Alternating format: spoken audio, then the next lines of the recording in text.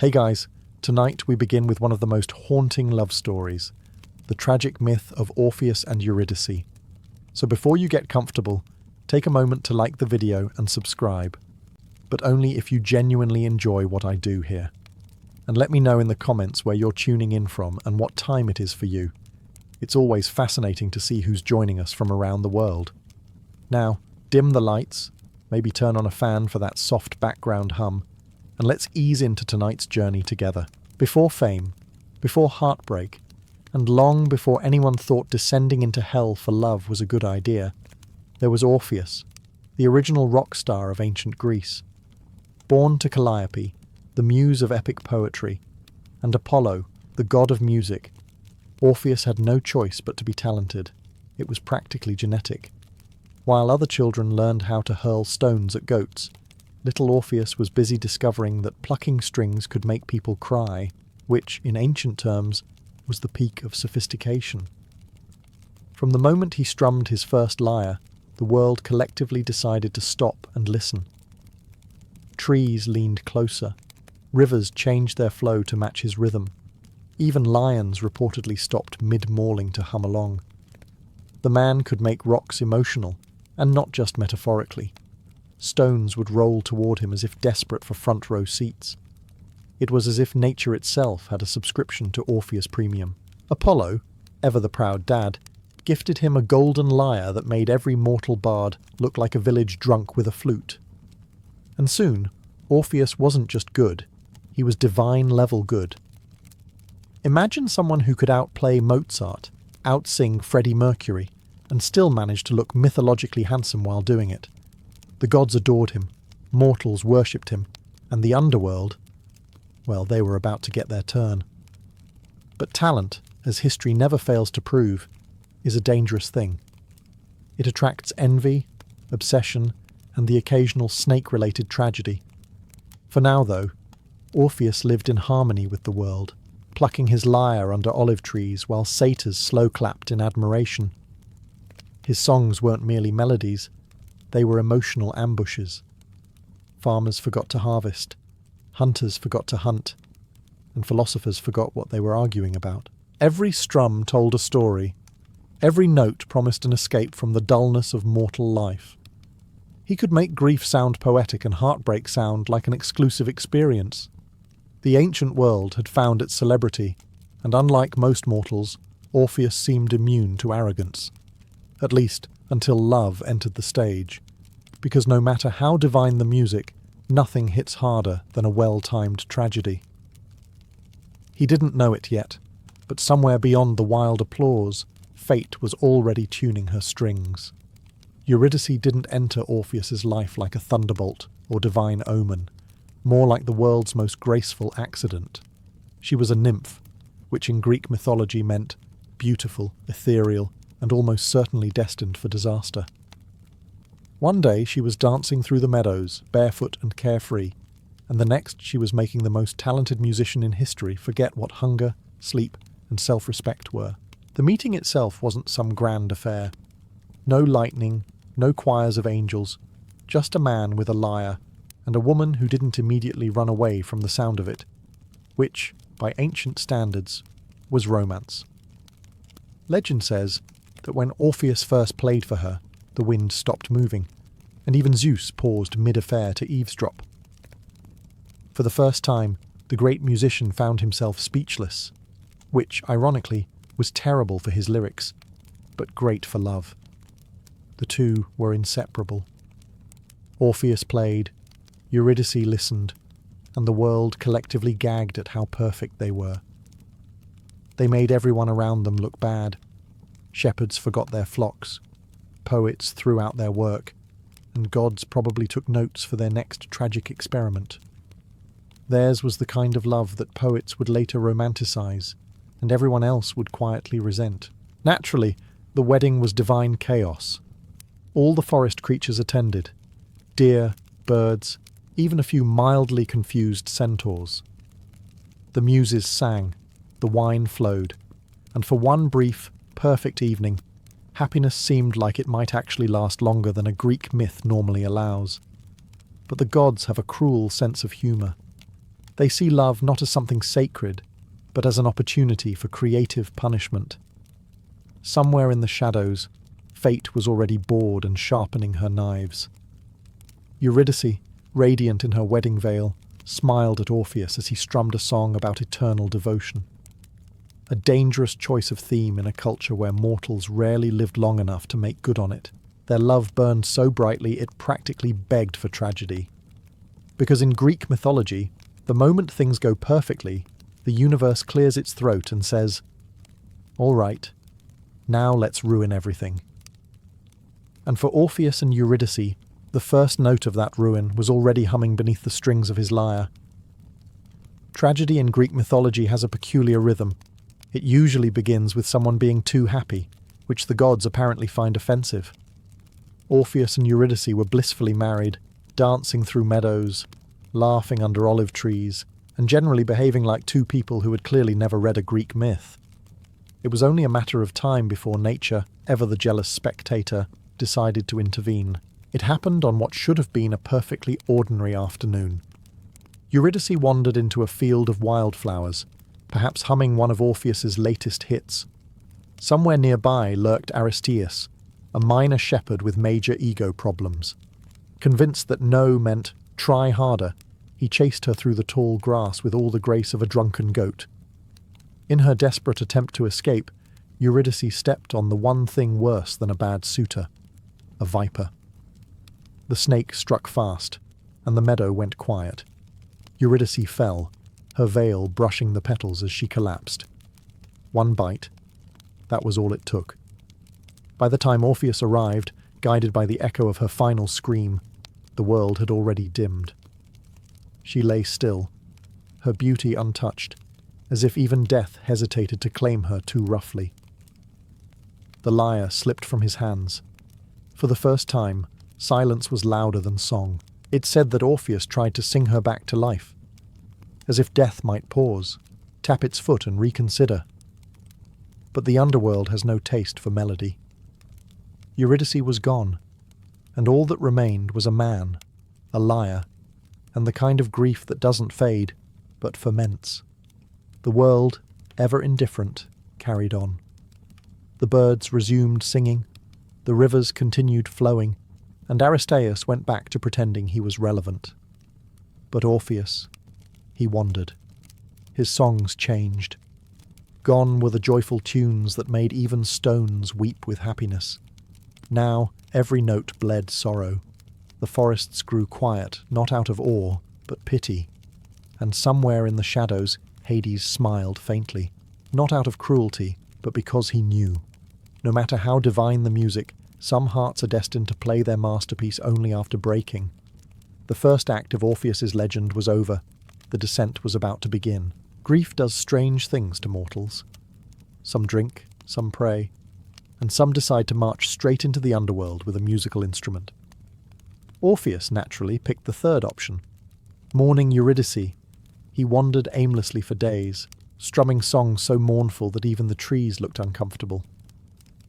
When he finally stopped crying long enough to think, he made a decision that could only be described as either heroic or clinically insane. He would bring her back. The ancient Greeks called this sort of thing hubris. The gods called it excellent entertainment. Armed with nothing but his lyre and an alarming amount of emotional damage, Orpheus approached the mouth of Hades, a cavern so dark it made tax season look cheerful. Most mortals would have turned back. Orpheus, however, had the kind of confidence that only love and poor decision-making can create. He played as he entered, each note echoing through the gloom like a heartbeat in a tomb. The shadows paused. The ghosts, usually busy moaning about their own tragedies, went quiet to listen. The ferryman Charon, infamous for charging even dead people a fee, forgot to ask for payment and just waved him across the river Styx. If Spotify had existed, Orpheus would have been trending in every realm. Past the river, Cerberus, the monstrous three-headed dog of hell, perked up. Normally, he preferred his snacks screaming, but Orpheus played a tune so gentle that the beast yawned, curled up, and took the most peaceful nap in Underworld history. It was official. The man could charm anything with a pulse, or in this case, without one. As Orpheus descended deeper, even the Furies, ancient spirits who specialized in making people regret being born, wiped their tears and asked for an encore. The dead, long deprived of beauty, found something almost living in his music, and at the heart of it all, sitting on thrones carved from shadow and regret, were Hades and Persephone. They watched the mortal approach, his face hollow, his hands trembling over divine strings. In the silence that followed, Orpheus bowed and lifted his lyre one final time. He had come to bargain with death, not with words, but with song. And for once, death would listen. Convincing Hades to do anything out of kindness was about as likely as convincing Zeus to stay faithful. Yet here stood Orpheus, one mortal, one lyre, and a grief so raw it could have cracked marble. Hades, the ultimate bureaucrat of the afterlife, looked unimpressed. Persephone, on the other hand, leaned forward, eyes bright with something between pity and curiosity. It wasn't every day a man walked into hell and requested a refund. Orpheus didn't speak. He simply played. The first note trembled through the chamber, fragile but defiant. Then came another, and another.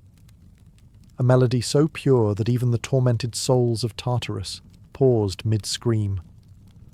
Rivers of fire slowed their flow, the shadows straightened their backs, and even Hades' crown tilted slightly, as if trying to catch every sound.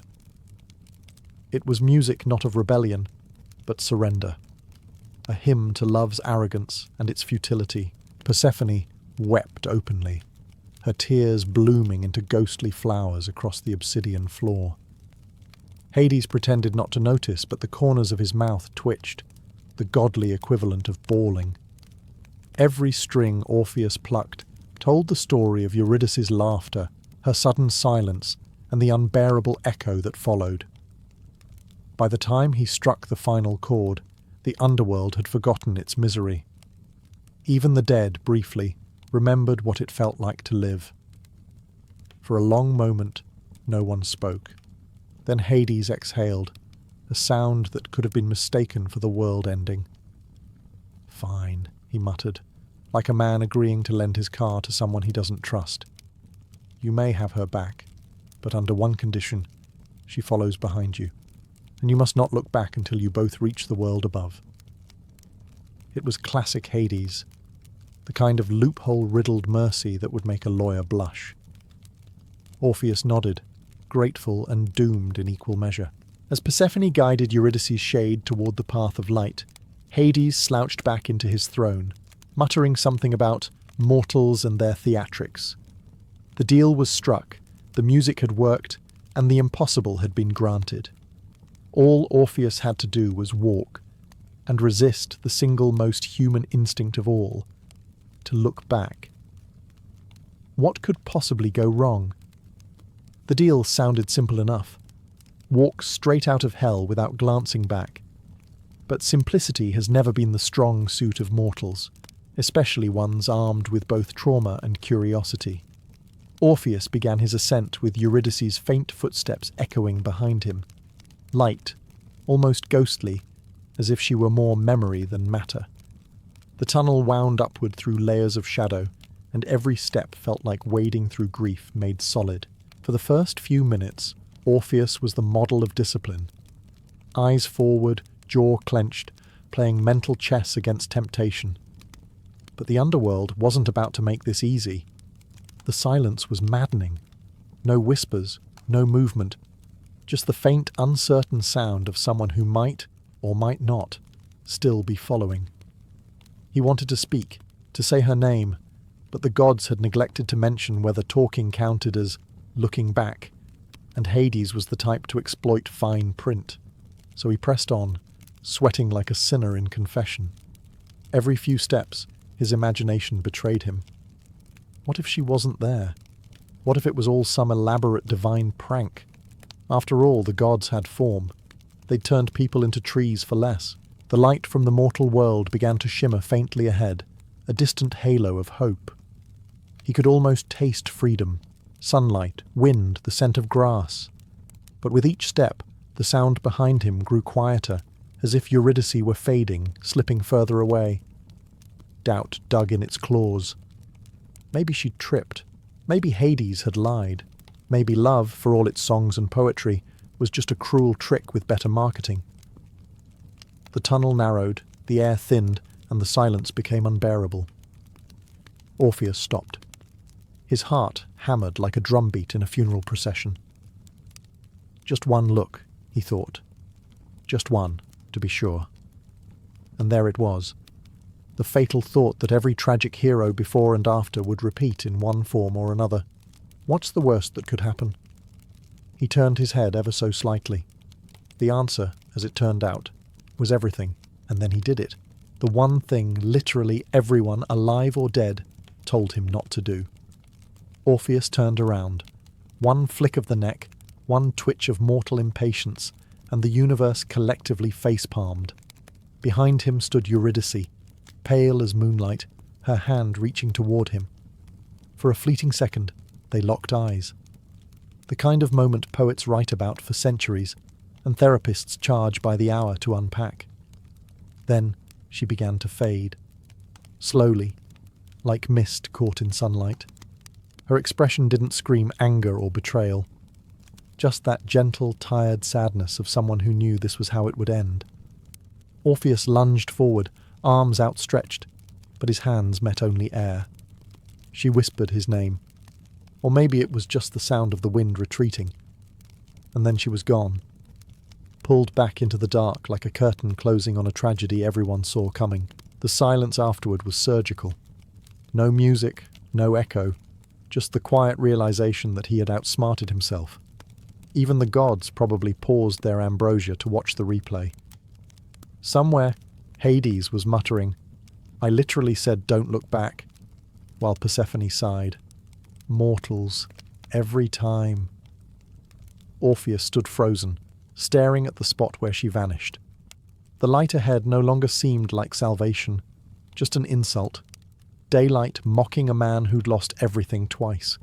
He sank to his knees, the lyre slipping from his grasp. The notes that once could charm gods now sounded hollow, like a promise broken mid-song. Some versions of the story say he begged Hades for another chance. Others claim he screamed so beautifully that even the Furies turned away in shame. But there were no second bargains. The contract was void. Eurydice belonged to the Underworld once more, and Orpheus, well, he belonged to his own mistakes. As he stumbled back toward the living world, the shadows didn't jeer or whisper.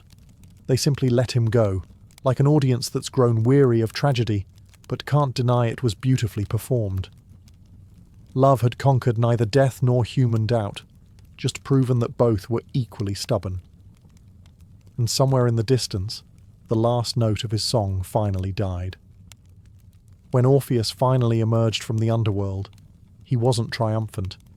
He looked like someone who had rage-quit life halfway through. The sunlight hit his face, but it didn't warm him. It just reminded him of how cold everything else had become. His lyre, once the most envied instrument in Greece, now felt like a cruel joke. A thing built for harmony in a world that clearly preferred chaos. The people who saw him said he was changed. Gone was the golden boy who made the trees sway and the rivers hum along. What walked among them now was a hollowed-out echo, a man dragging the weight of two deaths, one of a wife and one of a dream. He played sometimes, but the melodies were strange, part mourning, part accusation. Birds fell silent, farmers forgot to move, and somewhere a satyr muttered, "Well, that killed the vibe." Word spread, as it always does when misery is involved. They said Orpheus's music could now make the living envy the dead. He sang of loss, of love's arrogance, of the moment when faith blinked and eternity slipped away. It wasn't pretty, but it was unforgettable, like watching a shipwreck in slow motion with a haunting soundtrack. Eventually, he stopped playing altogether. The lyre hung at his side like an old friend he no longer trusted. People whispered that he had gone mad, but the truth was simpler. He had seen what lay beneath the world's surface, and it wasn't enlightenment. it was bureaucracy with candles. He'd challenged death, and death had given him a perfectly reasonable no. In the quiet that followed, Orpheus wandered. He didn't perform, didn't eat much, didn't talk to anyone. Even the gods, usually quick to meddle, left him alone, perhaps out of pity, or perhaps because his failure was the kind of poetic irony they couldn't improve upon. The world returned to its rhythm, pretending not to notice the man who had once made it dance. But every now and then, someone swore they could hear faint music drifting through the hills, the echo of a song that had once tamed the wild, now mourning itself. The greatest musician alive had finally discovered the sound of silence. Grief eventually curdles. At first, it's poetic. Tragic songs, moonlit wandering, a touch of divine melancholy. But after a while, it just starts to smell bad. Orpheus had passed the poetic phase. He'd entered the talking to trees era of heartbreak. He refused all company, avoided festivals, and developed the 1,000-yard stare of a man who had not only seen the afterlife, but received a 1-star review from it. People tried to help. His friends, assuming he still had any, invited him to gatherings, where he'd sit quietly in the corner until someone inevitably said, "Play us a song." Then he'd strum one chord that made everyone question their life choices and leave. The Muses, his divine aunts, even staged what was essentially an ancient Greek intervention. It didn't work. Orpheus thanked them politely, then went right back to composing songs with titles like Death, My Only Audience. The gods, usually so fond of drama, began to lose interest. Even Apollo stopped checking in, muttering something about artistic burnout. The villagers, on the other hand, found him terrifying. Children whispered that he could summon ghosts. Adults said he'd been cursed. In truth, he was just profoundly miserable, which in ancient Greece was almost fashionable. He took to the woods, preferring the company of rocks and birds to that of mortals. Animals listened, though they didn't dance anymore. They just sat quietly, as if attending a very long funeral. His songs had lost their power to charm. They only lingered like smoke. Some say even his shadow began keeping its distance, and then there were the women, or rather, the ones he avoided. After Eurydice, Orpheus swore off love entirely. Depending on which ancient gossip you believe, this offended quite a few admirers. Greek women were not accustomed to rejection, especially from someone whose voice could make a boulder tear up. Rumours spread that he hated all women. Others said he simply feared them, which, considering his track record, was perfectly understandable. Isolation turned into something stranger. The line between genius and madness blurred.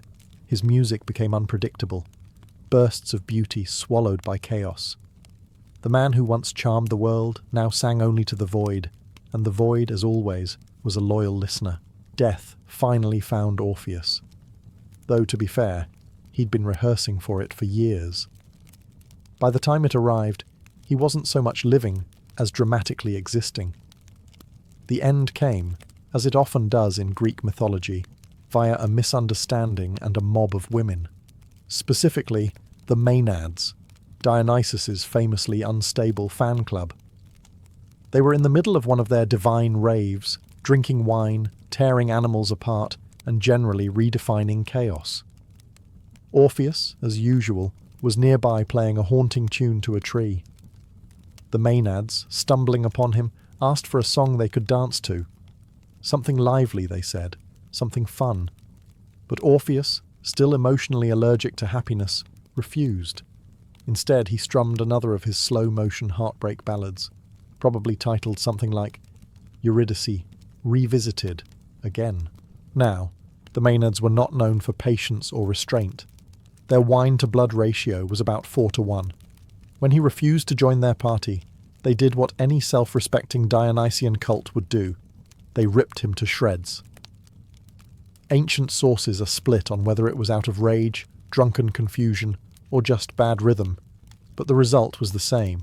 The greatest musician in Greece was reduced to a tragic pile of limbs and irony. His severed head still attached to the lyre, floated down the river Hebrus, continuing to sing as it drifted. Witnesses claimed the sound was beautiful, eerie, mournful, and somehow insultingly on-brand. The Muses, horrified but probably not surprised, gathered the remains and gave him a proper burial, while Apollo turned his lyre into a constellation. Nothing says, "you messed up," quite like being immortalized as a sad cluster of stars. As for the Maenads, Dionysus punished them by turning them into trees, proving once again that in Greek mythology, the best-case scenario after a wild night out is photosynthesis. And so ended the life of Orpheus, a man who could move the hearts of gods but couldn't stop his own from breaking. He'd outplayed death, defied divinity, and turned misery into art. But in the end, it wasn't love or fate that destroyed him. It was the ancient equivalent of bad concert etiquette. And so, after an appropriately melodramatic death, Orpheus finally joined the only audience that couldn't walk out on him: the dead. One moment he was floating down the river in pieces, the next he was standing, whole again, in the underworld. It was a reunion tour no one had asked for, but one fate had booked anyway. Eurydice was there, of course, waiting in the soft half-light of Elysium.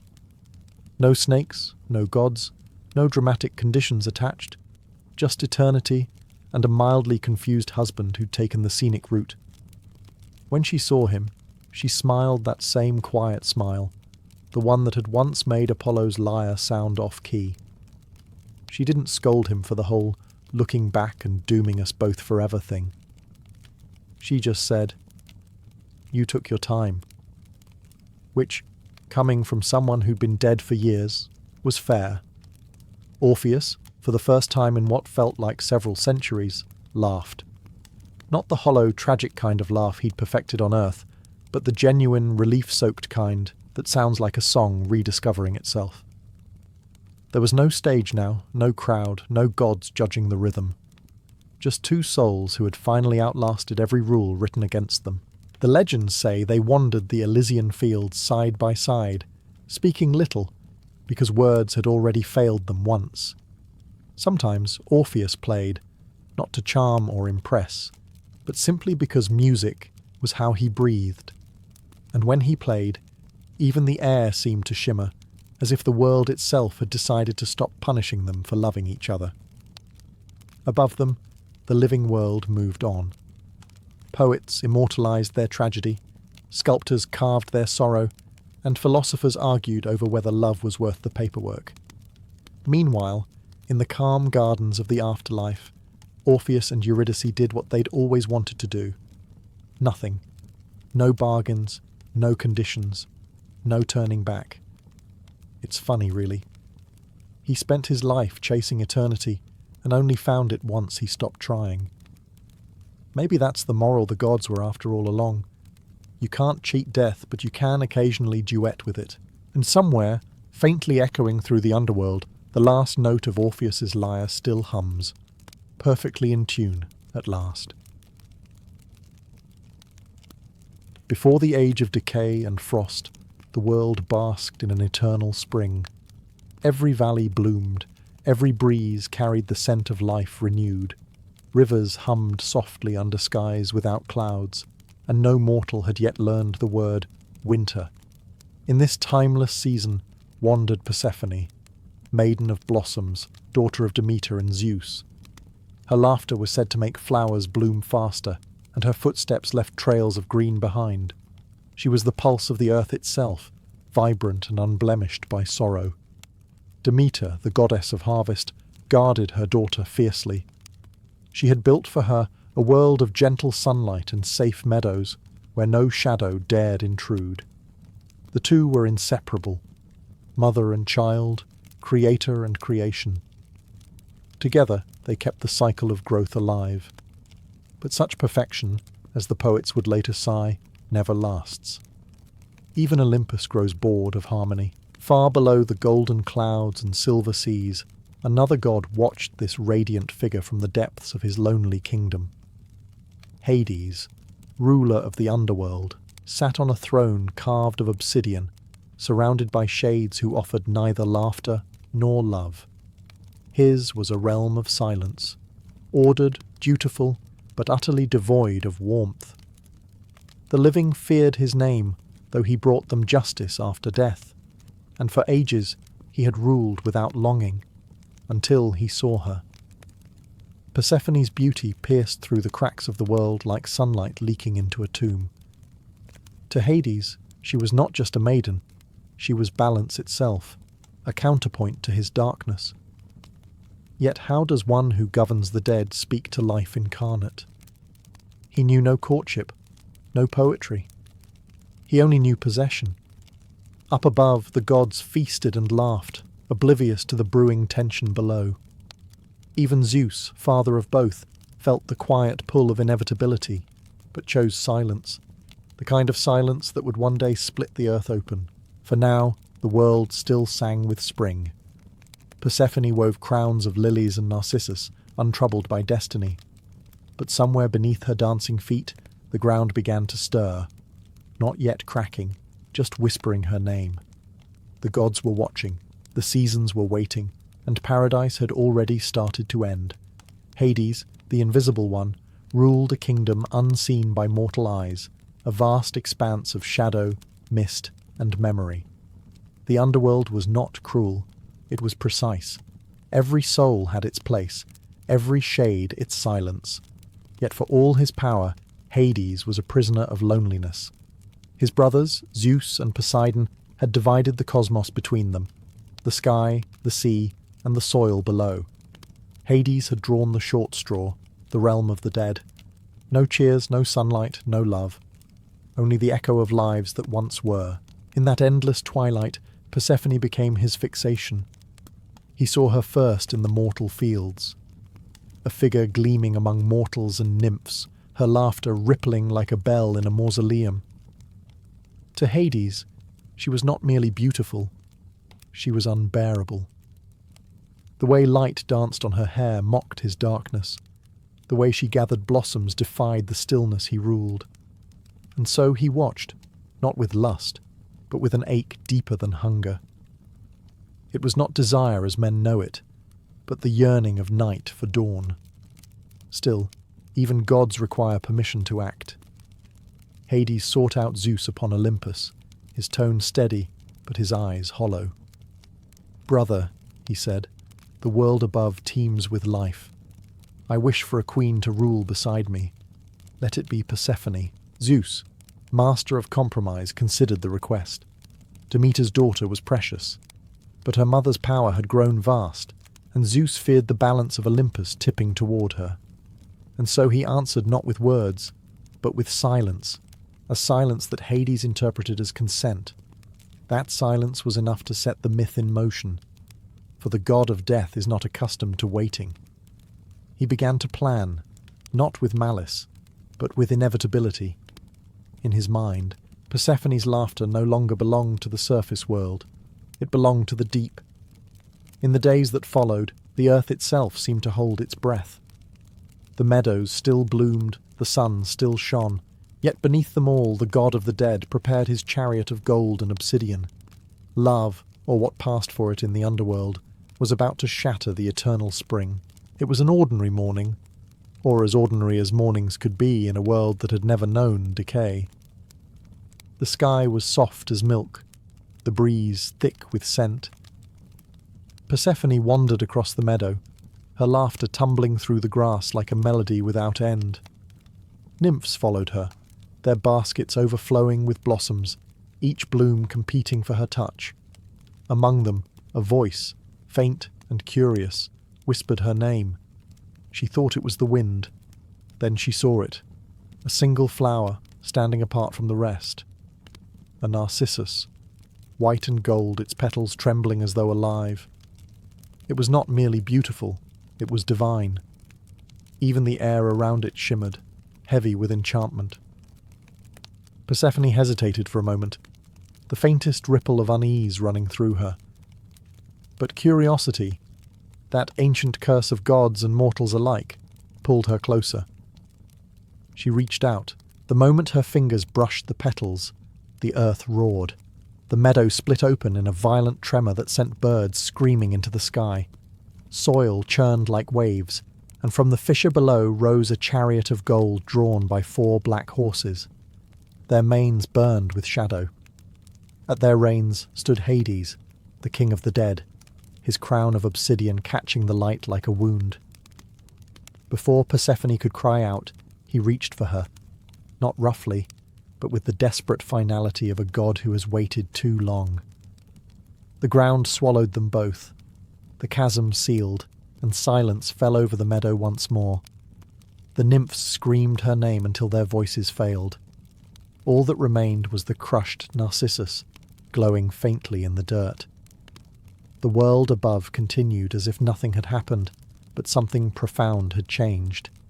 The air grew stiller. The light seemed less forgiving.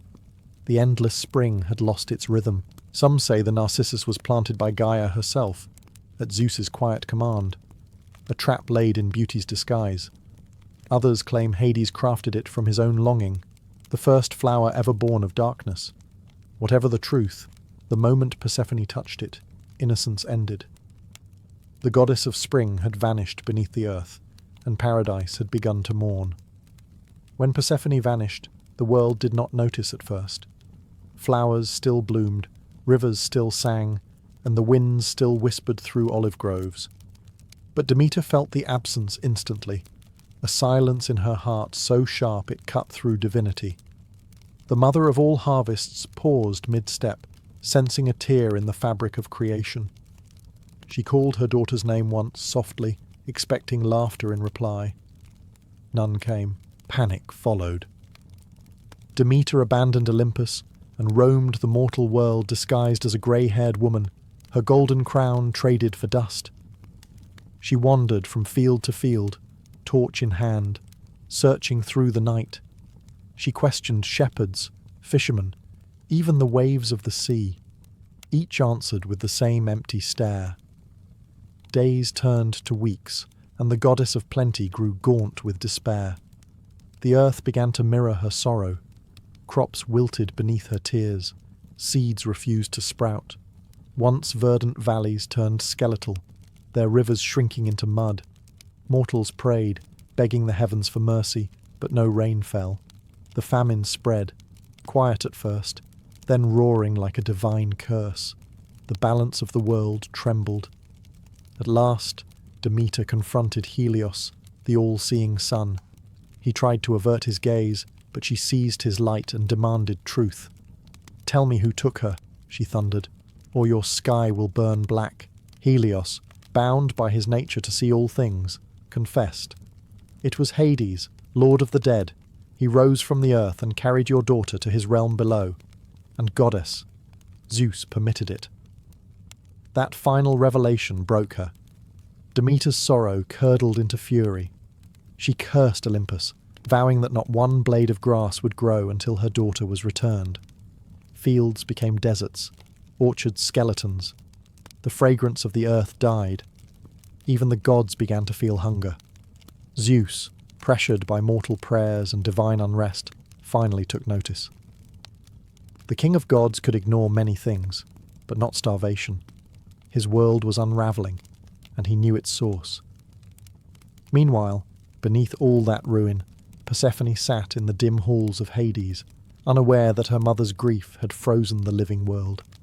Spring was gone, and for the first time in creation, winter was born. Far beneath the weeping earth, Persephone awoke in darkness. The air was thick with silence, the kind that presses against the soul. She expected chains, torment, fire, whatever terrors mortals imagined of the underworld. Instead, she found stillness and symmetry. The realm of Hades was not cruel, only cold. Rivers of memory flowed through caverns vast as night itself, and pale shades drifted like mist across the black fields of asphodel. Hades watched her from his throne of obsidian, his expression unreadable. He did not revel in her fear. He seemed almost uncertain of his own victory. "You are safe here," he said, his voice low and hollow as an echo.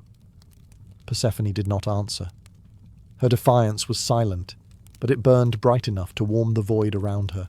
Days passed, or what passed for days in a land without sun or moon.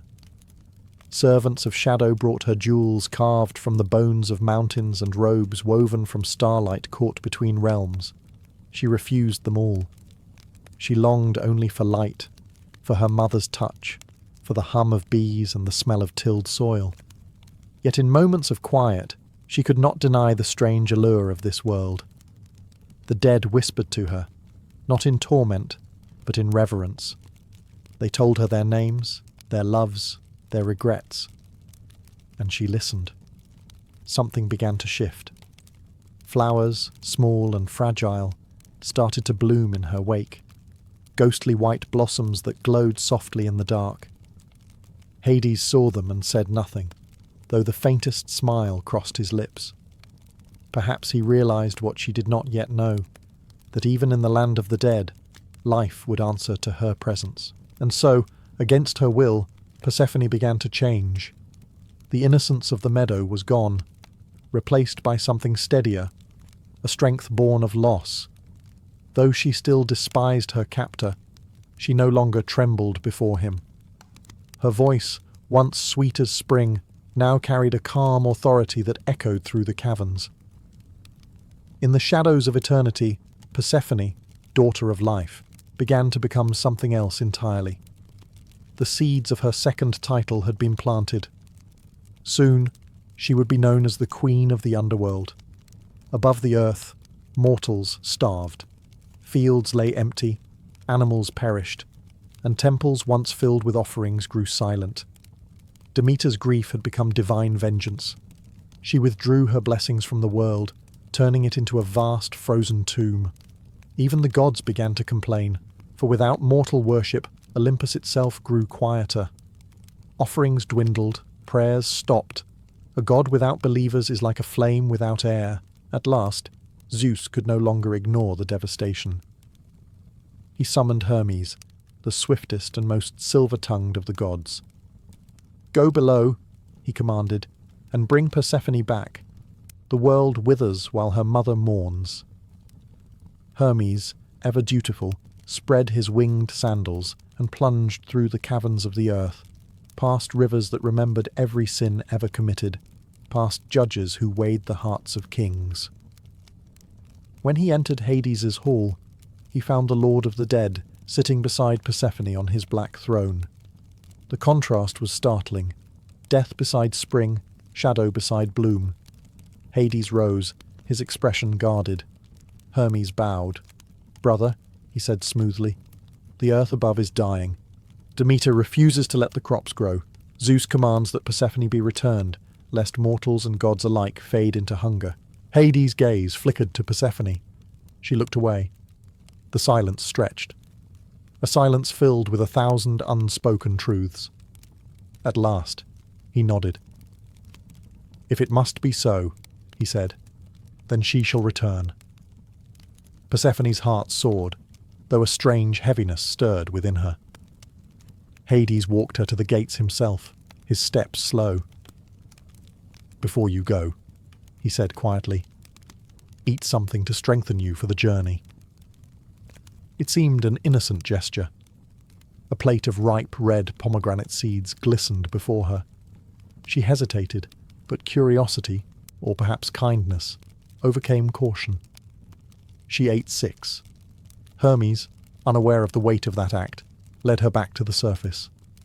As they ascended, the underworld sighed, and the first breath of spring returned to the waiting earth. But in Olympus the fates began to whisper. The rule of the dead was clear.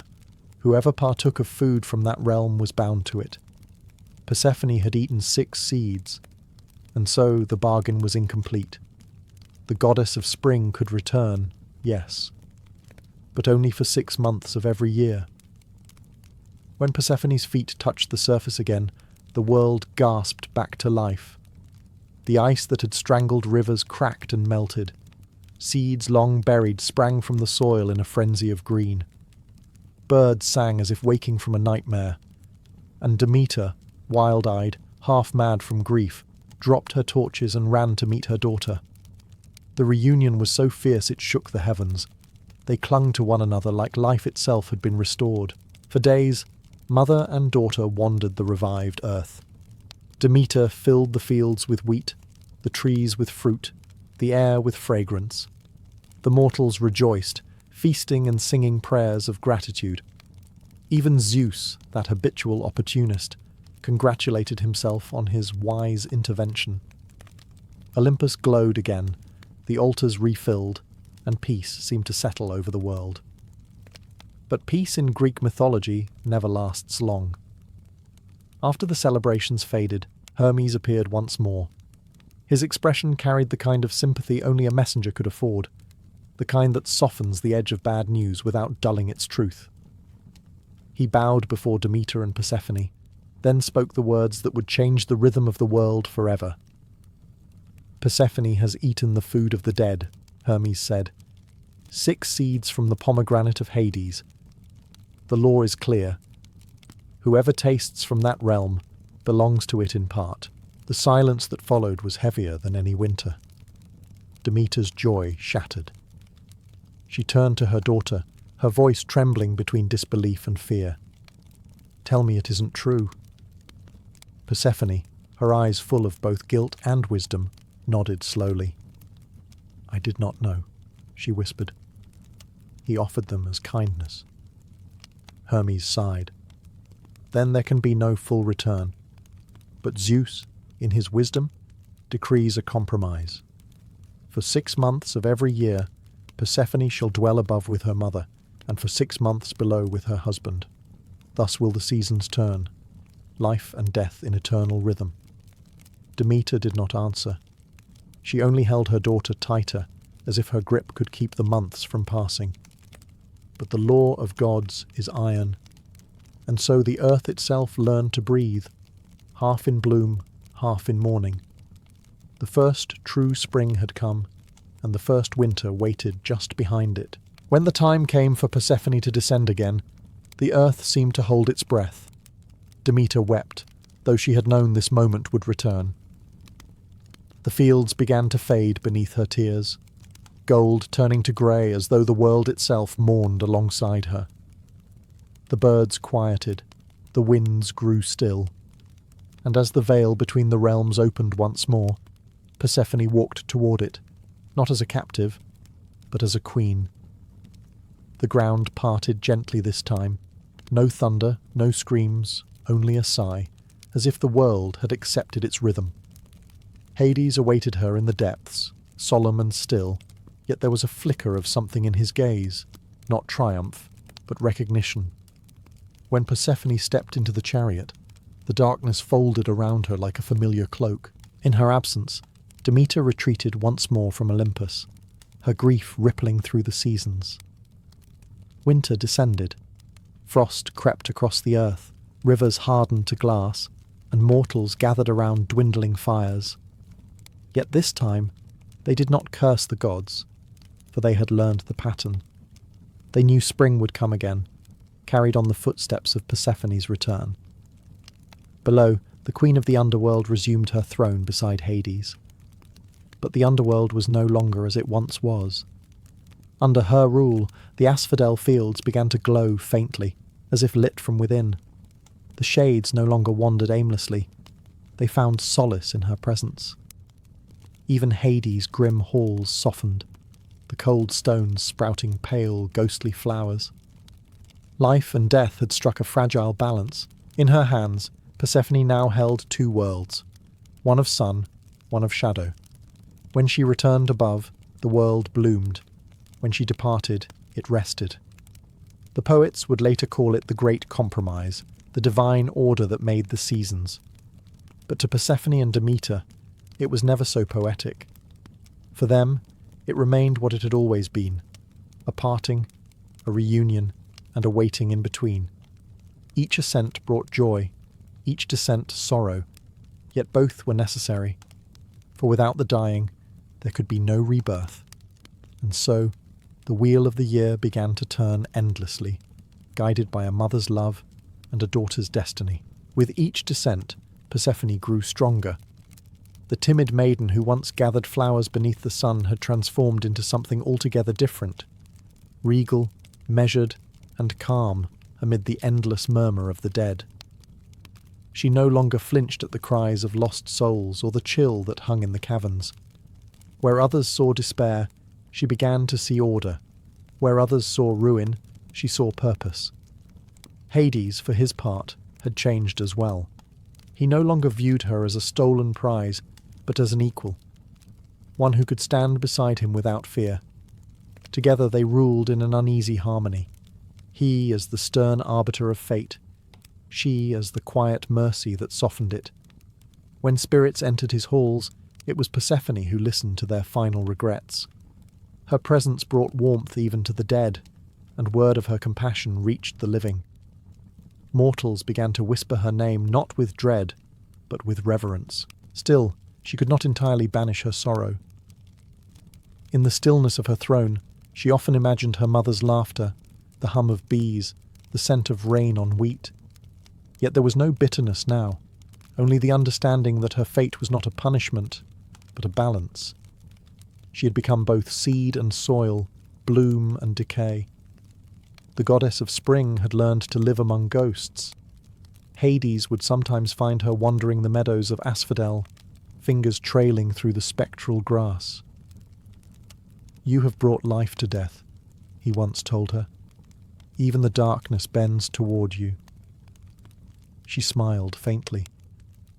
"Then perhaps the darkness was never as cruel as we thought," she said. Above them, Demeter endured the cold months in patience rather than fury, knowing that her daughter would return. Each year, their reunion became the heartbeat of the world, joy and grief alternating like breath. The mortals came to see Persephone not merely as the bride of Hades, but as the bridge between worlds. When they buried their dead, they prayed to her for gentleness in passing. When they sowed their fields, they prayed for her return. Thus Persephone's shadow fell across both realms, half sunlight, half night, the goddess who taught gods and mortals alike that even death must yield for a time to life.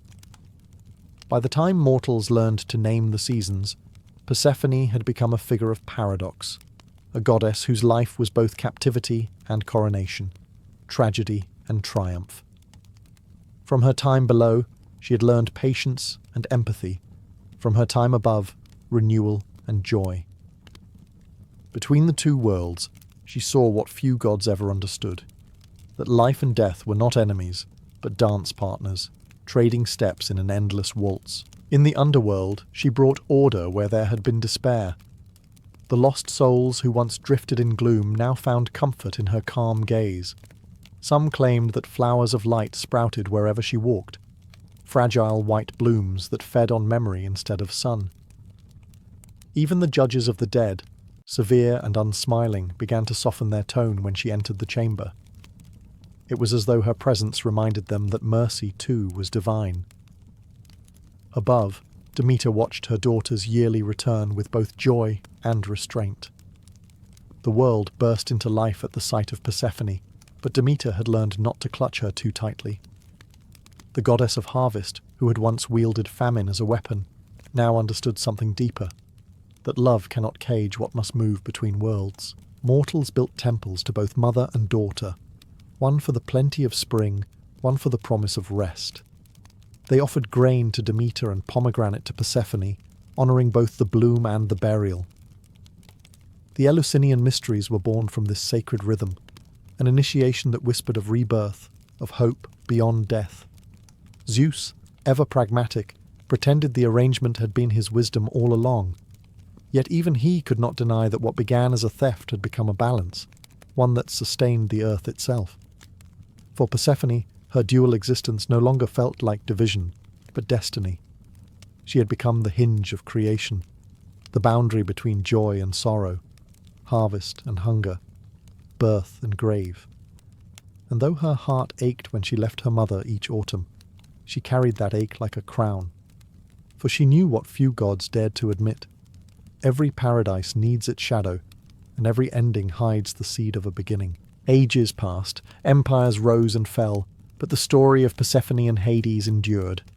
Whispered by priests, carved in stone, and sung by poets who saw in her tale the rhythm of all existence. Each spring she returned to the sunlit world, her arrival heralded by the unfurling of petals and the laughter of rivers. Each autumn she descended again, and the world bowed in quiet reverence, surrendering to sleep. Thus the wheel of time kept turning, guided by her footsteps, half in bloom, half in shadow. In the underworld, Persephone no longer mourned. She ruled beside Hades with poise born of sorrow and wisdom. Her throne, once a symbol of captivity, became one of balance, the meeting place of life and death, joy and despair. Mortals imagined her as cold, but in truth she was serenity itself. She understood what the living feared to learn, that endings are merely transformations, and every descent is followed by a return. Demeter too changed with the ages. The mother who once brought famine in her grief now blessed the harvest with a steady, tempered hand. She no longer raged at the cycle but embraced it, knowing her daughter's absence was what gave meaning to her return. Between mother and daughter, a pact was sealed, not one of words, but of understanding. Even Hades, the eternal judge, found renewal in her presence. The god once shunned by both mortals and Olympians now ruled a realm no longer defined by terror, but by inevitability. With Persephone at his side, death became not an end, but a passage, and so the myth became the mirror of the world itself. Spring's joy, summer's abundance, autumn's decay, winter's sleep, all reflections of Persephone's journey. To the ancients, she was not just a goddess, but a law of nature, proof that creation and destruction were two halves of the same truth. When poets spoke her name, they did so with both awe and sorrow. She was the daughter of life and the bride of death, the eternal mediator who taught even gods that nothing truly ends. For as long as flowers bloom after snow, as long as love survives loss, Persephone walks between worlds, and the seasons follow her. In the glittering courts of Olympus, perfection was the only acceptable currency. Every god shimmered with beauty, power, and symmetry, each one sculpted like a living flame. Hera, queen of the heavens, had always prided herself on her divine form and lineage. But when the time came for her to bear a child, the outcome was not what she expected. The infant that emerged from her womb was unlike any god ever born. His legs were twisted, his cry harsh and uneven, and his skin lacked the golden glow of Olympus. Hephaestus was, by all divine standards, imperfect. Hera looked upon him and saw not a son, but a humiliation, proof that even a goddess could produce something flawed. Zeus, distracted by his endless affairs and thunderbolts, paid no mind. The child's deformity became a stain on her vanity, a whisper among the gods that Hera had lost her divine favour. And so, in a fit of rage disguised as righteousness, she did the unthinkable. The queen of Olympus lifted her newborn by his small ankle and hurled him from the heights of heaven. His cries echoed through the sky for a full day and night as he plummeted toward the mortal world. No lightning struck to save him, no divine hand reached out in mercy. The godling struck the sea with a sound that silenced even the waves. But fate, as always, had other plans. Thetis, the sea nymph destined to one day birth Achilles, found the broken child entangled in seaweed. Beside her, the Oceanid Eurynome gazed at the infant and felt a pang of pity that not even the gods above seemed capable of. Together, they carried him into the deep, to a grotto of coral and pearls hidden from Olympus's judgment. There, in the cool blue silence, Hephaestus was tended to with care. His legs healed crooked, but his spirit hardened like metal in fire. He would grow up far from Olympus, far from beauty and vanity, in a world where survival depended on skill, not charm. The gods above had thrown away a crippled child. What they did not know was that they had cast away the one who would forge the very weapons that made them gods. Far below the thrones of Olympus, the sea rocked the discarded god like a cradle. In the shimmering depths, Thetis and Eurydice became his guardians, teaching him not the arrogance of gods, but the patience of tides. While Olympus thrived on lightning and vanity, the sea was silent, enduring, and ancient. Here, Hephaestus learned that what breaks can also be reforged. He grew among coral pillars and swaying kelp, a child of exile surrounded by the hum of currents and the songs of whales. His legs, once broken, healed crooked, but his hands were miraculous. They learned to shape, to build, to repair.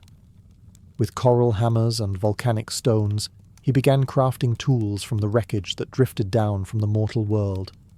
Bronze fish, pearl cups, chains of silver that shimmered like moonlight, he made beauty from ruin. The sea nymphs marvelled at his skill. They brought him scraps from shipwrecks, gold coins, iron nails, bits of armour swallowed by the waves. To most, they were junk. To Hephaestus, they were possibilities.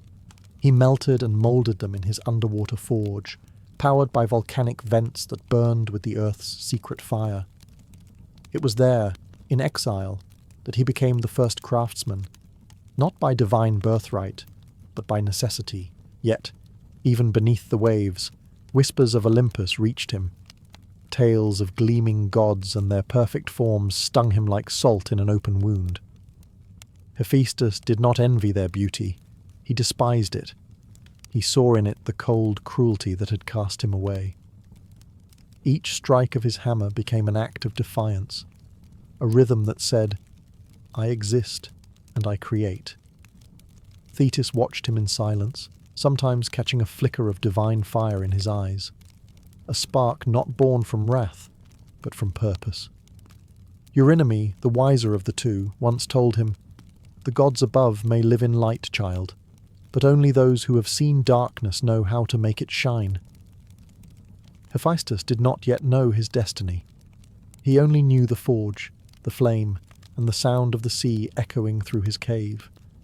But soon his creations would rise to Olympus, and the gods who cast him out would have no choice but to remember his name.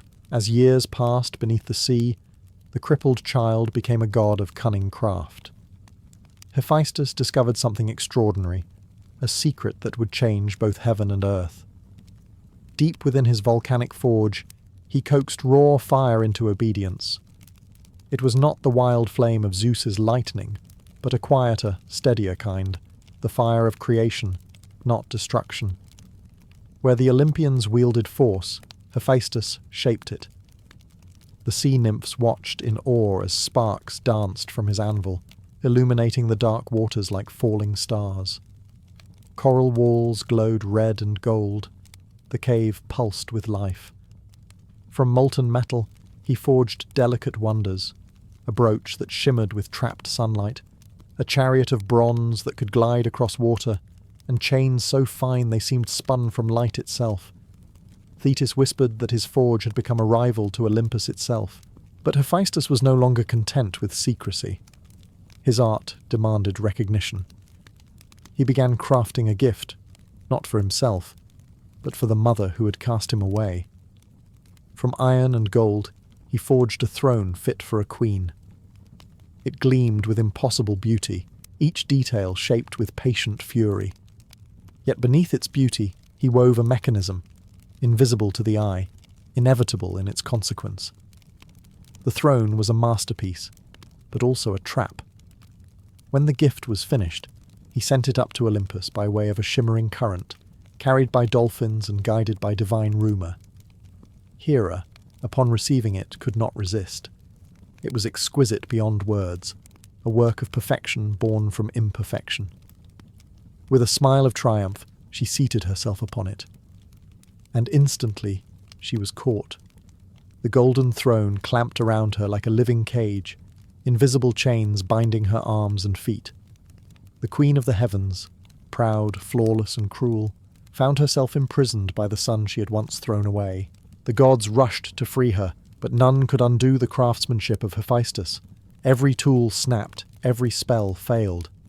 Hera's screams echoed through Olympus, and for the first time, the gods trembled not before Zeus's thunder, but before the forge of the forgotten god who burned below the sea. Olympus descended into chaos.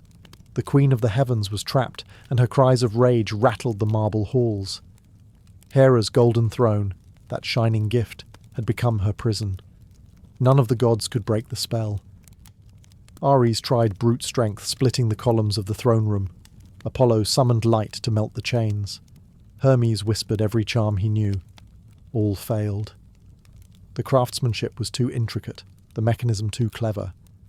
The gods, for all their power, were outwitted by the very creature they had deemed unworthy. Zeus's fury was boundless. He sent storm after storm across the earth, demanding the return of his wife's freedom. But no one knew where the smith god dwelled.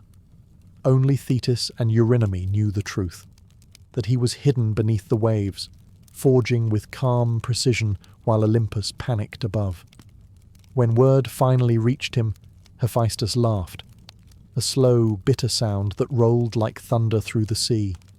He had not sought blood, only acknowledgement. His throne had been a message written in gold. I am your equal, not your embarrassment. Yet now, even the great Zeus knelt before the consequences of his wife's cruelty. Desperation grew. One by one, the gods volunteered to descend and plead with Hephaestus to release Hera, but none returned successful. They tried bribery, threats, even pity. Hephaestus, hammer in hand, ignored them all. He had waited too long to be seen.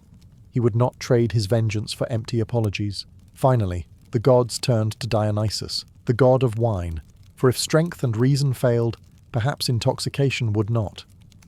Dionysus descended to Hephaestus's cave, carrying a cup of divine nectar.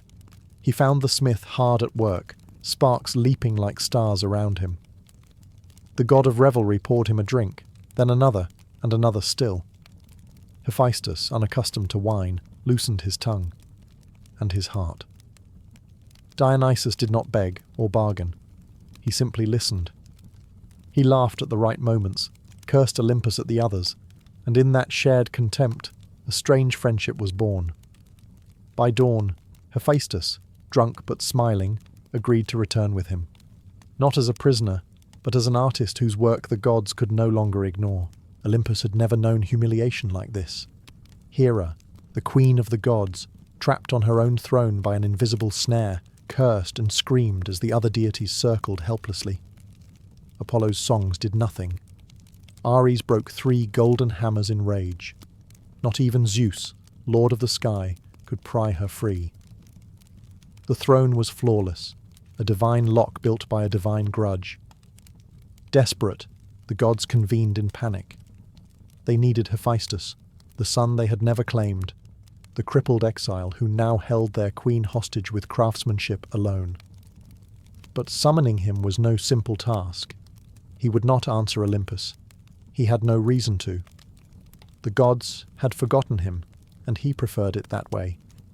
It was Dionysus, god of wine and revelry, who proposed a solution. "If he won't return to Olympus," he said with a smirk, "then we'll bring Olympus to him, in a bottle." While the others sharpened swords and prepared bribes, Dionysus took a different route, a wineskin and a charming grin. He descended into the mortal world and found Hephaestus in his volcanic forge, his hands stained with soot, his face unreadable. Dionysus offered him wine, then more wine, then just enough flattery to pass as conversation. The 2 gods drank, laughed, and shared tales of godly dysfunction. Somewhere between the 4th toast and the 6th insult towards Zeus's beard, Hephaestus began to laugh. Not bitterly, genuinely. And that was all Dionysus needed.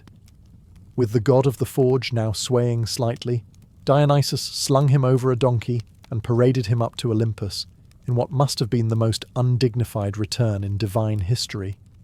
A drunk, limping god, slumped sideways on a braying mule, surrounded by satyrs playing flutes. The Olympians watched the spectacle in stunned silence. Hephaestus dismounted, not with grace, but with defiance.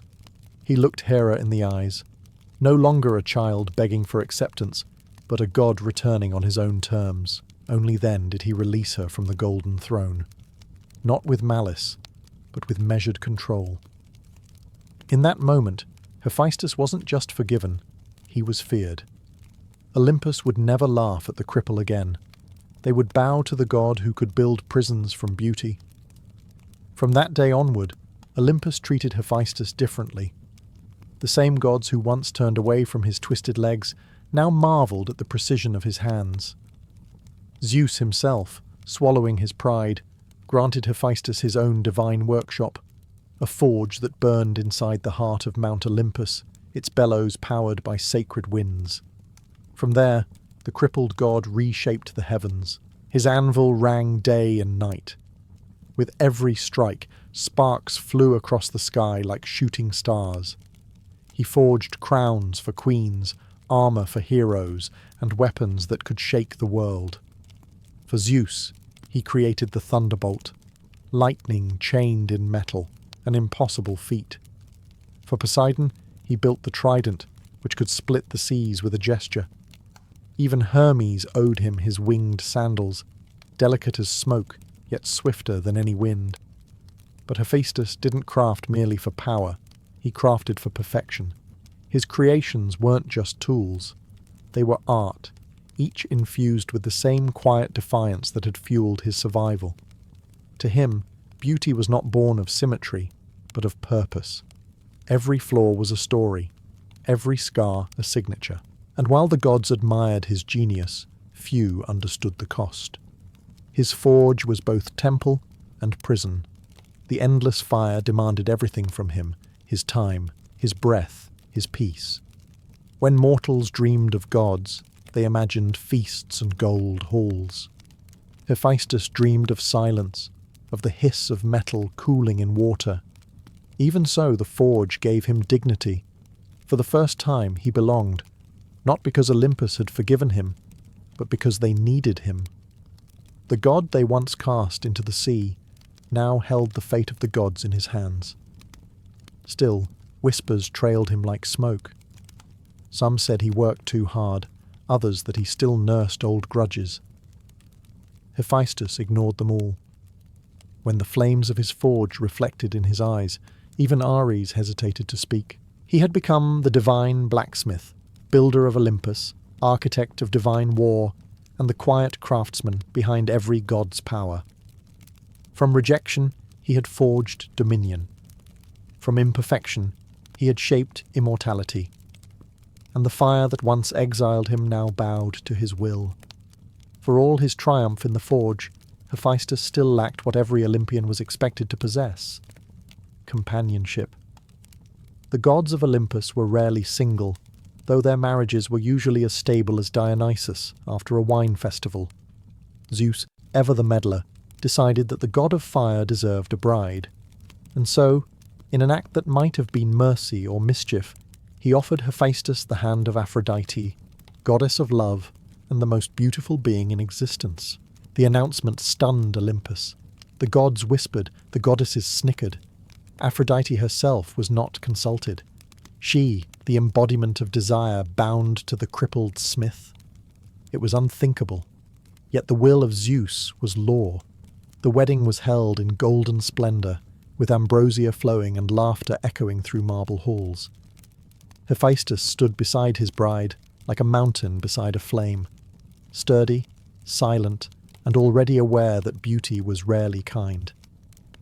Aphrodite tolerated her husband, but never loved him. She visited his forge only when she wanted jewelry, golden girdles, delicate chains, ornaments so fine they made even Hera jealous.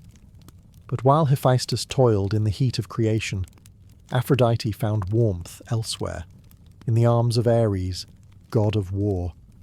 Their affair was an open secret, whispered across Olympus like smoke from a smouldering fire, yet Hephaestus was no fool. He noticed the missing glances, the laughter behind closed doors, the faint scent of iron and perfume that lingered after midnight. And though the other gods pitied him, they underestimated him. For if there was one thing Hephaestus understood, it was how to set a trap. With quiet precision, he forged an invisible net of gold, fine as spider silk, unbreakable as fate. He waited until the lovers met again, then let the net fall. The chains shimmered into being, binding Ares and Aphrodite together mid-embrace. At dawn he summoned the gods to witness his vengeance. The laughter that followed was thunderous. The lovers were shamed before all of Olympus. Their beauty and power turned into spectacle. Hephaestus did not smile. He simply watched, his face unreadable, his victory as cold and deliberate as forged bronze. The gods laughed at Ares that day, but none laughed at Hephaestus ever again. The laughter of Olympus echoed for days after Hephaestus revealed his golden trap. The gods found endless amusement in the sight of Ares and Aphrodite, two paragons of passion, caught like clumsy mortals in a web of divine craftsmanship. Even Apollo, usually composed, laughed until tears streamed down his face. But beneath the noise, Hephaestus stood apart, calm, almost detached. His revenge was not born of fury. It was an artist's signature carved into humiliation. Zeus eventually intervened, his thunderous voice restoring a semblance of order. "Enough," he declared, though even he could not hide his smirk. "Release them, Smith of Olympus. You've proven your craft." And so, with a slow and deliberate motion, Hephaestus touched the anvil and dissolved the golden net. The lovers fled in silence, their pride melted like wax before flame. Ares never forgave him. The god of war nursed the grudge like a festering wound, swearing vengeance. But Hephaestus was unbothered. He had long learned that pain was a poor excuse to stop creating. His forge roared louder than ever, not from anger, but from purpose. In the days that followed, he worked like a man possessed. He forged automatons, gleaming statues of gold and bronze that moved on their own, powered by divine fire. They guarded his workshop, served his every need, and spoke in metallic voices.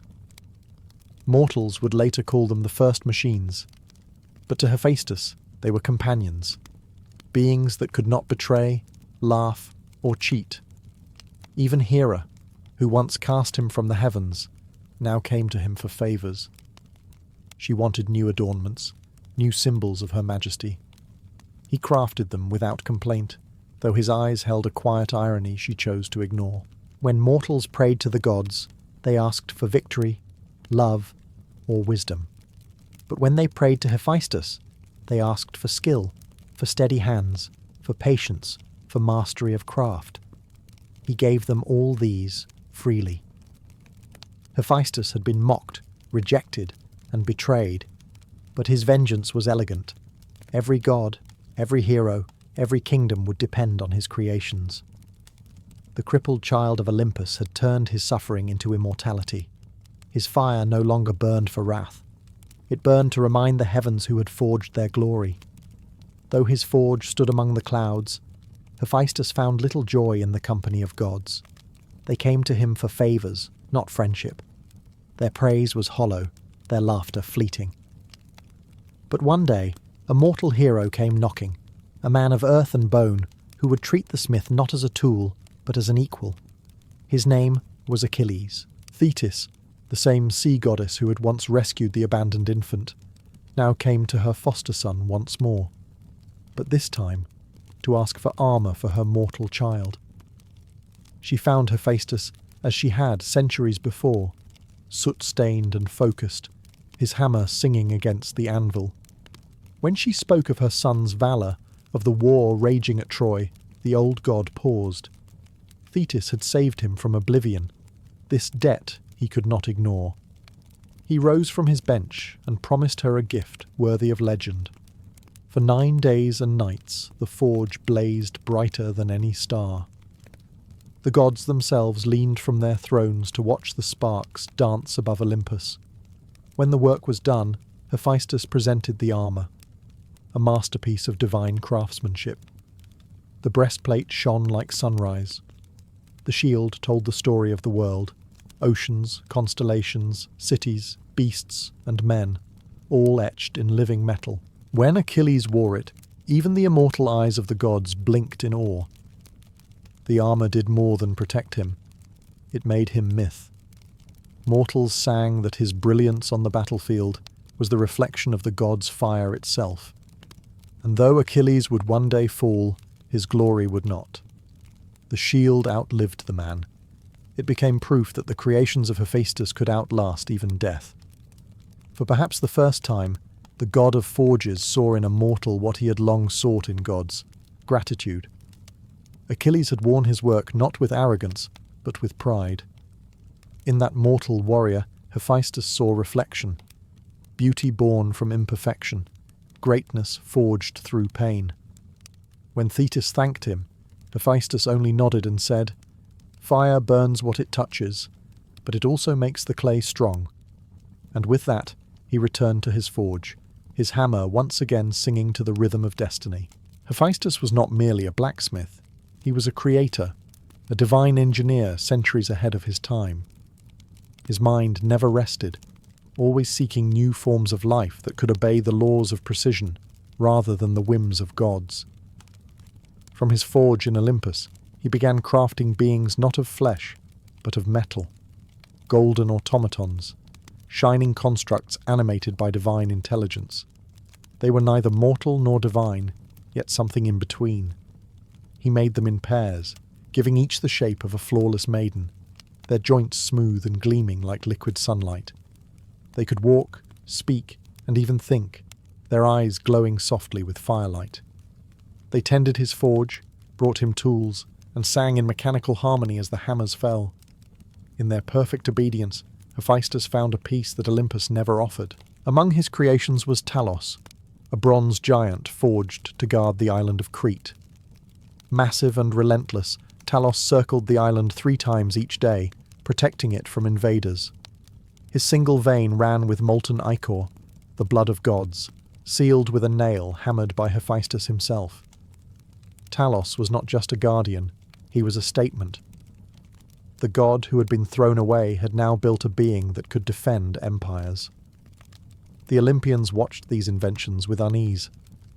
Zeus admired the efficiency, but others whispered that Hephaestus had gone too far, that he was meddling in the work of creation reserved for the fates.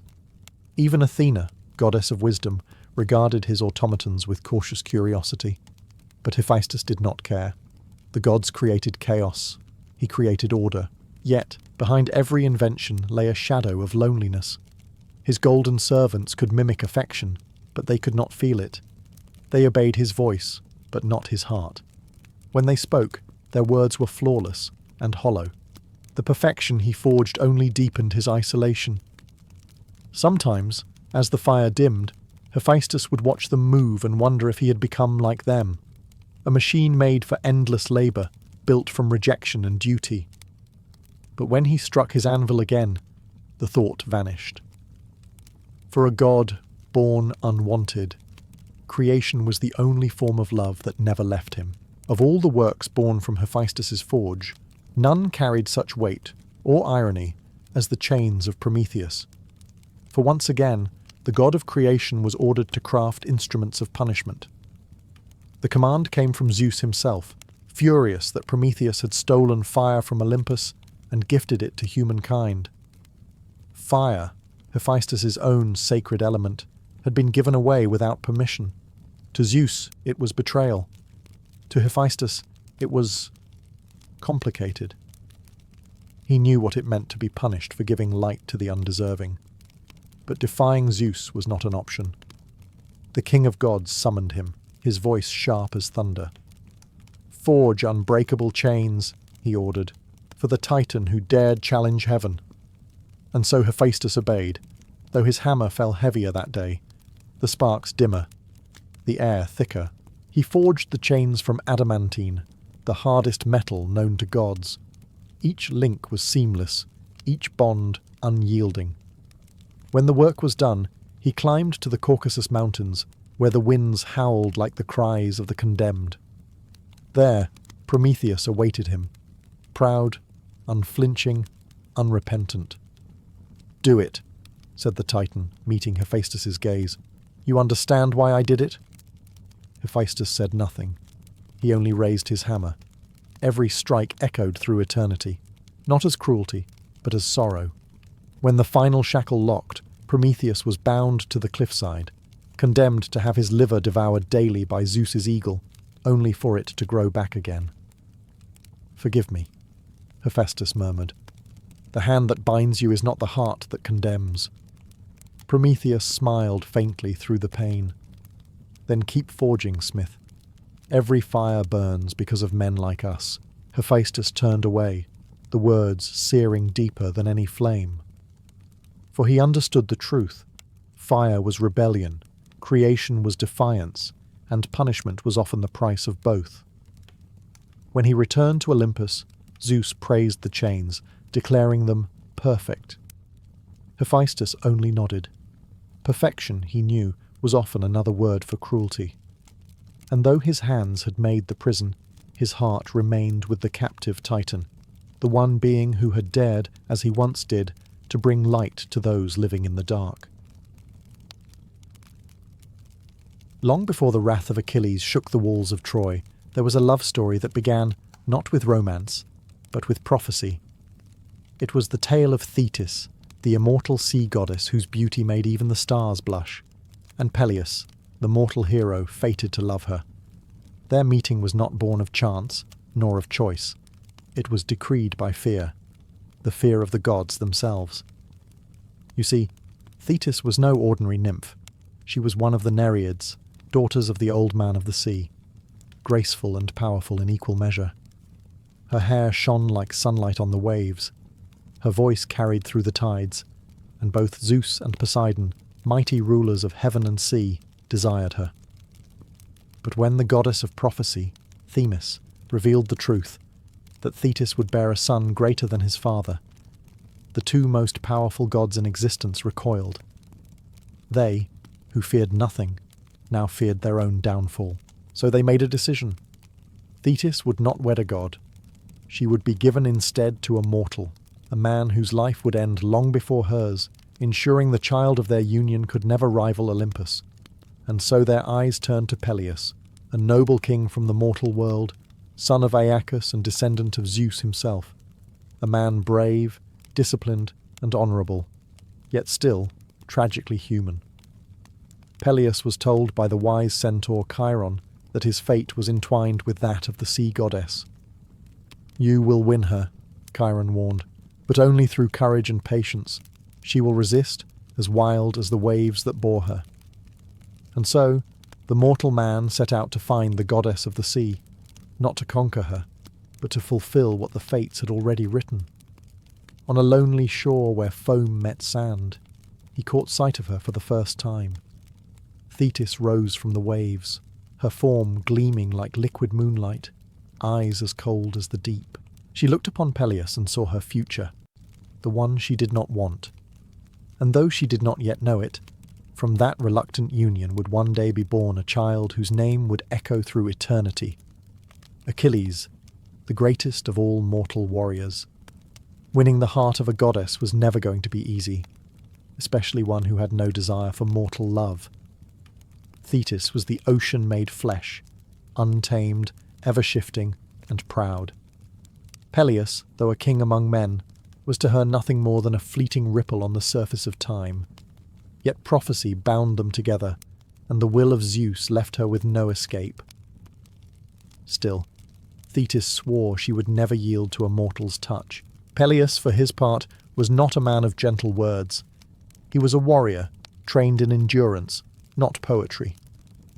When he sought the advice of Chiron, the wise centaur told him plainly, "You cannot win her through beauty or power.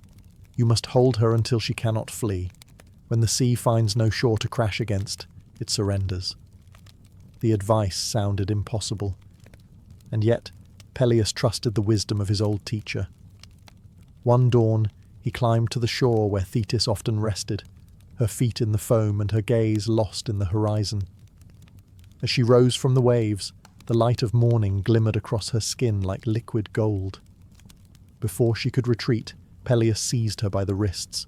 She cried out, her eyes flashing like lightning beneath the sea. At once her body changed.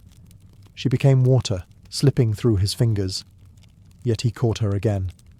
She became fire, burning his flesh. Still, he did not release her. She turned to a lion, roaring in fury, then a serpent coiling around his arm, then a hawk shrieking into the sky. But Peleus held firm, every muscle straining, refusing to surrender. His will was iron, his purpose divine. At last, exhausted and defeated, Thetis returned to her true form, a woman of immortal grace, trembling with fury and awe. "You are either brave," she said, "or a fool." "Perhaps both," Peleus answered, his grip loosening.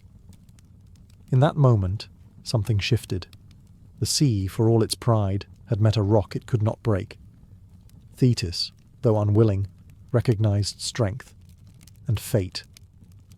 She would be his, not by choice, but by destiny's decree. The mortal had conquered the divine, and the waves themselves seemed to bow in silence. The union of Peleus and Thetis was unlike any the world had seen, a wedding arranged by the gods themselves, yet born from resistance rather than love. When Zeus decreed that the sea goddess would marry the mortal king of Phthia, Olympus erupted into celebration. After all, divine weddings were rare, and this one promised to bridge heaven, earth, and sea. The gods sent invitations across the realms, calling nymphs, muses, and immortals to witness it. Mount Pelion was chosen for the ceremony, the same mountain where the wise centaur Chiron had tutored heroes. Its slopes were adorned with flowers that bloomed overnight, and streams ran with nectar instead of water. The air shimmered with divine music. Thetis, radiant yet solemn, wore a gown spun from sea foam, her hair crowned with pearls that glowed like starlight.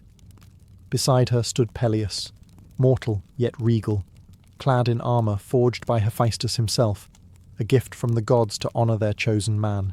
But beneath the splendour, tension stirred. Thetis's eyes never met Peleus's. Her smile was polite, her silence heavy. She was a goddess forced into a mortal fate, and though she would fulfill it with grace, her heart remained bound to the sea. The guests, sensing the unease, pretended not to see. For on Olympus, even discomfort must look divine. Every god and goddess attended, save one. Eris, goddess of strife, had not been invited.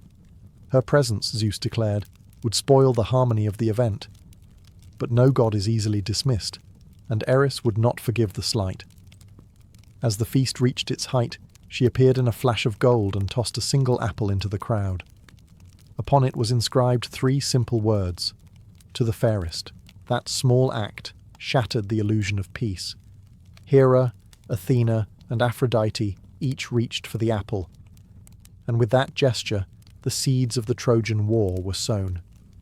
Yet for now, the laughter continued, and Peleus and Thetis exchanged vows before gods and men. Their marriage was sealed with wine and sea foam, the joining of fire and water, of mortality and immortality. And though neither knew it yet, their child would bear the fury of both. A hero destined to make the world remember his name, Achilles. Even before Achilles drew his first breath, whispers of his destiny echoed across both sea and sky. The fates themselves, those ancient weavers of inevitability, spoke on the night of the wedding. As the gods feasted on Mount Pelion, their voices trembled through the smoke of the sacrificial fires. "A son shall be born of this union," they proclaimed. "Greater than his father, swifter than any hero, yet doomed to live a short and glorious life." The words silenced Olympus. Even the laughter of Dionysus died in his throat. Hera frowned, Poseidon turned away, and Zeus, ever wary of prophecies, stared into his cup. The warning was familiar, a cruel echo of the reason Thetis had been forced to wed a mortal in the first place. And now it returned to haunt them. Thetis too heard the prophecy and shuddered. She had accepted her fate, but she would not accept doom for her child. "My son will not die young," she swore to herself. "If the gods would curse him, then I will make him immortal." But even she, a daughter of the sea, knew the limits of divine interference. Immortality could not be freely granted. It demanded a price, and often a wound. Meanwhile, Peleus heard only the first part of the prophecy, greater than his father. To a mortal king, this was not a curse, but a promise. He dreamed of a son who would surpass him, a warrior unmatched, a legend born of his line. Pride, not fear, filled his heart. In the quiet nights that followed, Thetis would rise from their marriage bed and stand by the shore, her feet touching the foam, her eyes searching the horizon. She could feel the pull of the sea calling her back, whispering that mortals were fragile things, and that no child born of both worlds could belong entirely to either. Still, the prophecy was set. The child of fire and water, of flesh and divinity, would soon be born. Thetis prayed the fates might forget their own words, but the fates never forget. Somewhere in the stillness of the night, destiny smiled. Achilles was coming, and with him glory and grief in equal measure. When the time of birth arrived, thunder rolled across the mountains, and the sea itself rose to meet the shore. The union of mortal and divine had created something new, something the world was not prepared for.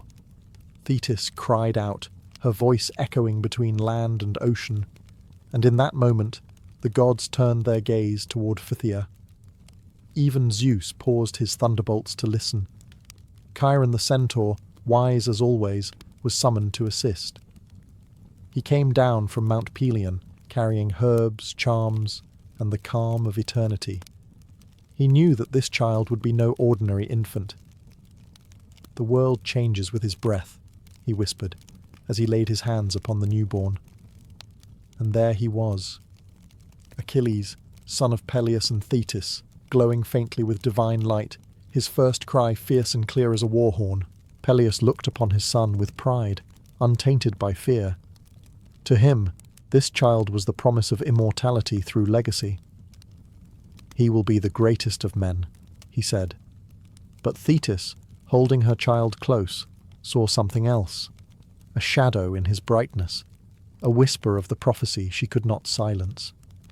The infant's skin shone like polished ivory, yet beneath his perfection Thetis could feel mortality pulsing, fragile, fleeting. She knew that in him the blood of gods and men fought silently. She feared what that struggle would bring.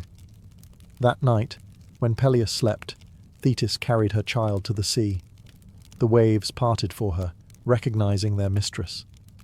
There she bathed Achilles in the sacred waters, hoping to wash away his mortality. But the sea could not take what fate had bound. Immortality, once denied to her, would not be freely given to her son. Still, Thetis refused to accept defeat. If the sea could not protect him, perhaps fire could. There existed an ancient secret among the gods. That divine flame could burn away mortality if one dared to endure the pain. And so, she made her decision in silence. By dawn, the child slept peacefully in her arms, but Thetis's eyes were stormy. Achilles was alive, yet unprotected. She knew the time would come when she must try again, to outwit destiny itself, even if it meant defying Olympus once more. Thetis could not sleep. The prophecy haunted her with every breath her child took. Achilles was radiant, divine blood glowing beneath mortal skin, yet she could see how fragile he truly was. Each time he cried, she felt the echo of death. So, one night, she rose from Peleus's side, cradled her infant son, and went to the great hearth of their palace. If the gods would not grant her son immortality, she would seize it herself. There was an ancient belief whispered among the sea nymphs that fire, sacred and eternal, could burn away mortality if wielded by divine hands. So Thetis, desperate and defiant, held her son over the flames. She did not throw him in. She let the fire lick his limbs, consuming the mortal weakness in his flesh, while her divine touch protected him from pain. The flames hissed and curled around him, a strange fusion of agony and blessing. Each night she returned to the hearth, dipping Achilles into the sacred fire. Slowly, his skin grew stronger, shining faintly like polished bronze. But immortality demands balance, and her secret ritual did not go unnoticed.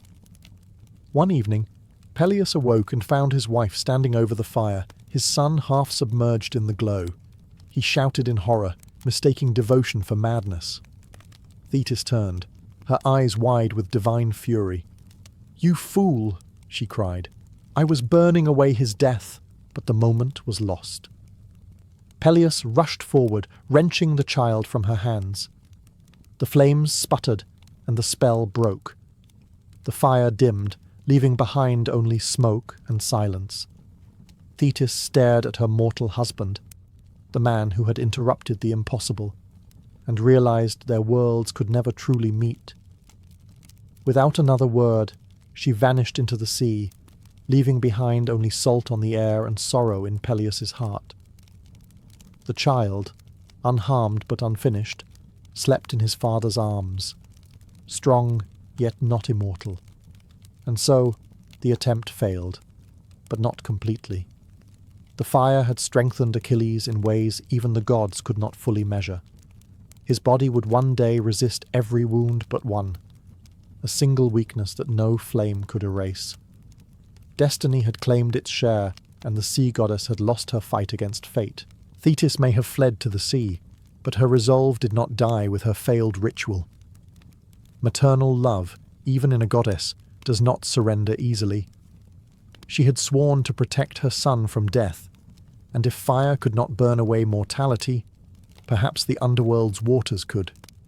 For in the depths of the earth flowed the river Styx, a boundary so sacred that even the gods swore oaths upon it, knowing a broken vow there would bring ruin. Its waters were not of life, but of eternity. So one moonless night, Thetis returned. Her beauty was dimmed by sorrow, her eyes fixed on her sleeping child. She lifted Achilles gently, wrapped him in sea silk, and vanished again into the dark. Through shadowed caves and ancient fissures, she descended to the underworld, where even Hermes hesitated to tread. The Styx lay before her, black, silent, and gleaming like obsidian. Around it drifted the whispers of forgotten souls. Thetis hesitated only once. Then, whispering a mother's prayer, she dipped her son into the water. The river hissed, reacting to divine flesh. Its current curled around Achilles, coating him with its deadly blessing.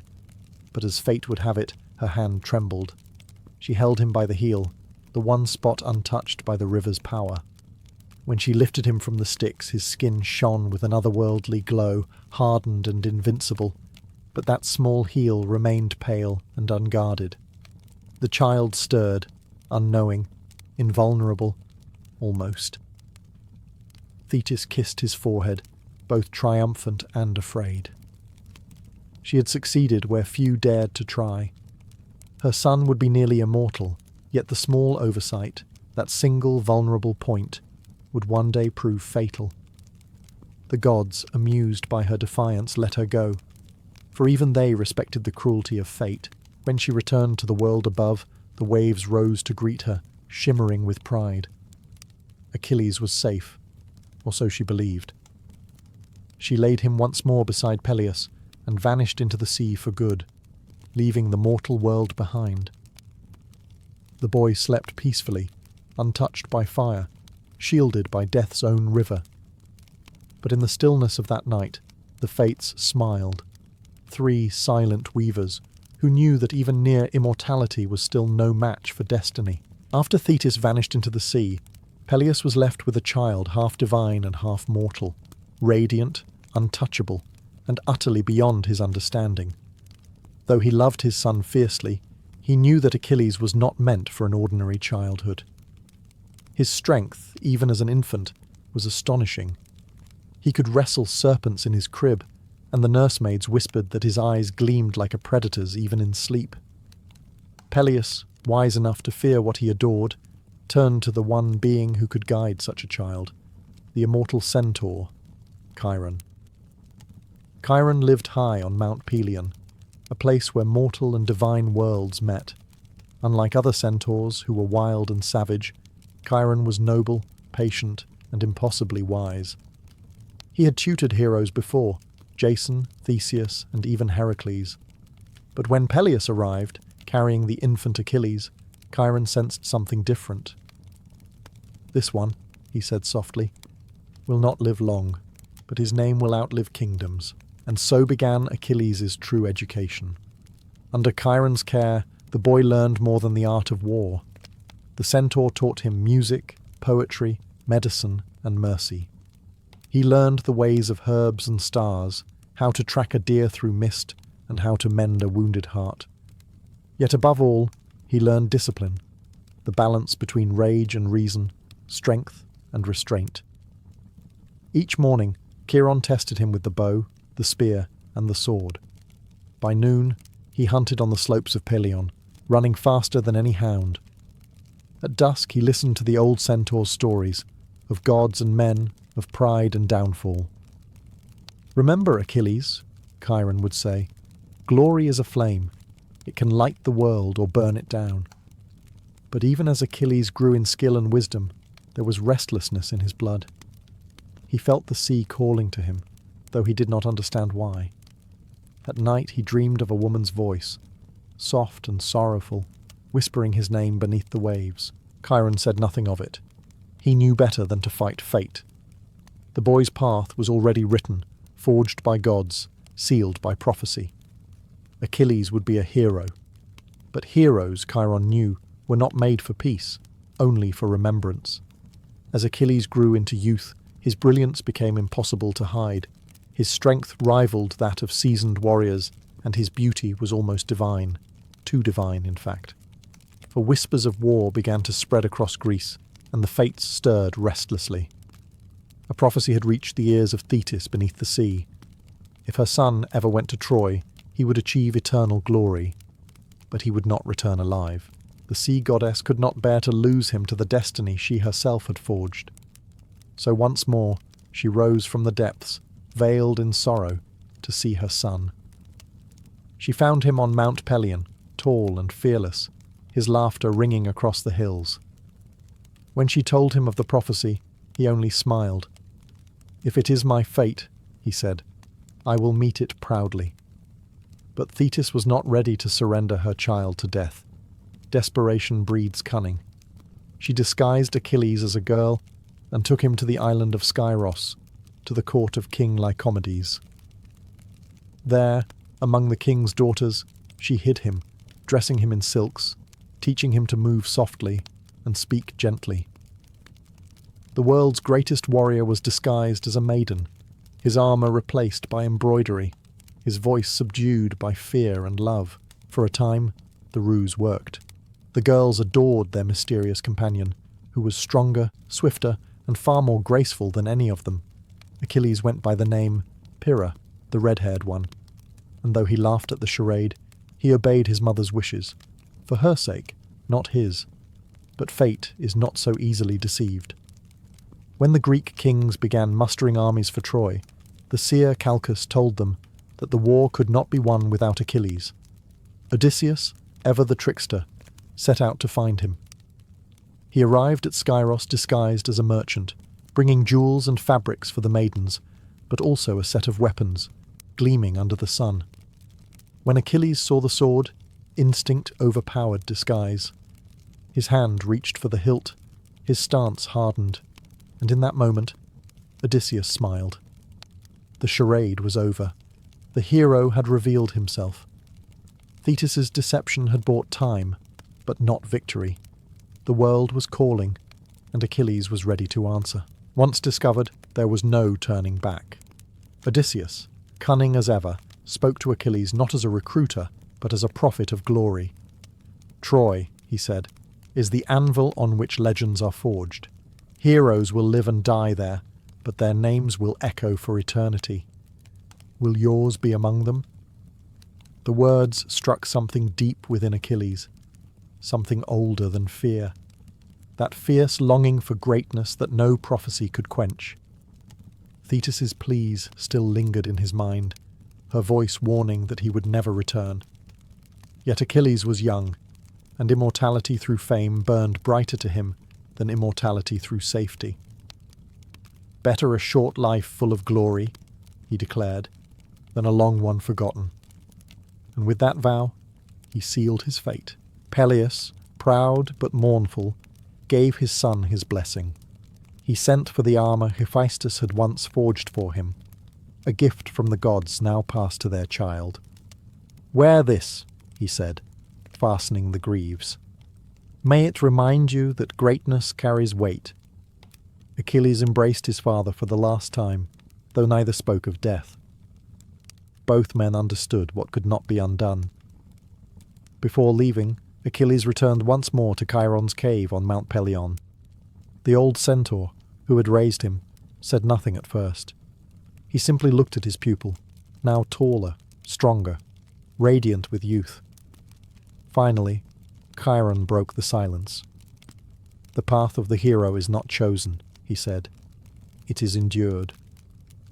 Then he handed Achilles a spear carved from ash, balanced perfectly for his hand. "Remember what I taught you. Fight with purpose, not anger." When Achilles departed, the mountain wind seemed to mourn him. Down below, Odysseus and his fleet waited, sails taut against the sea breeze. As Achilles stepped aboard, the waves themselves rose in recognition, for the ocean still remembered his mother's touch. Behind him, Thetis wept beneath the waves. She had hidden him, begged the fates, defied Olympus itself. But nothing could silence destiny. Her son would go to Troy, and the world would remember his name forever.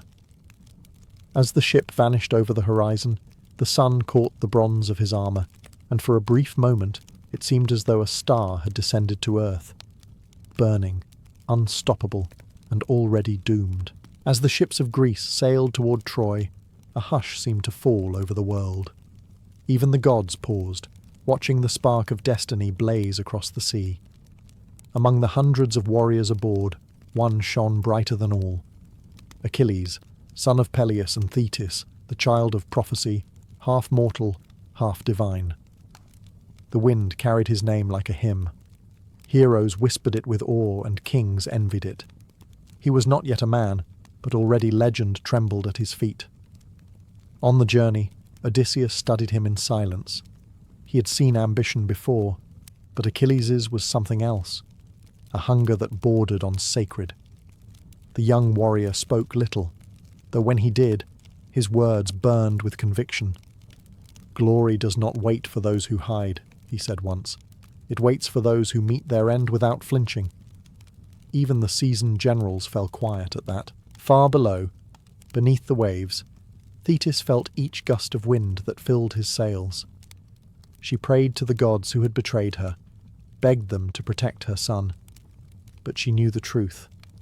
Destiny does not bend, even for a goddess. The fates had already spun the thread of Achilles' life, brilliant, short, and unbreakable. When the fleet reached Aulis, the priests made sacrifices to seek the favour of the winds. Flames rose, and smoke curled into omens. The seer Calchas spoke again. "The walls of Troy will not fall without the wrath of Achilles, and when his wrath burns out, so too will his life." Achilles listened, unshaken. There was no fear in him, only certainty. He looked toward the east, where the city of Troy waited, shining faintly on the horizon like a challenge from the gods themselves. That night, under a sky heavy with stars, he stood at the bow of the ship and whispered to the sea. "Mother," he said softly, "I will make you proud." The waves did not answer, but they glowed faintly in reply. The dawn that followed marked the beginning of the greatest war in mortal memory, and the rise of a hero who would never fade. Achilles was no longer just a son or student.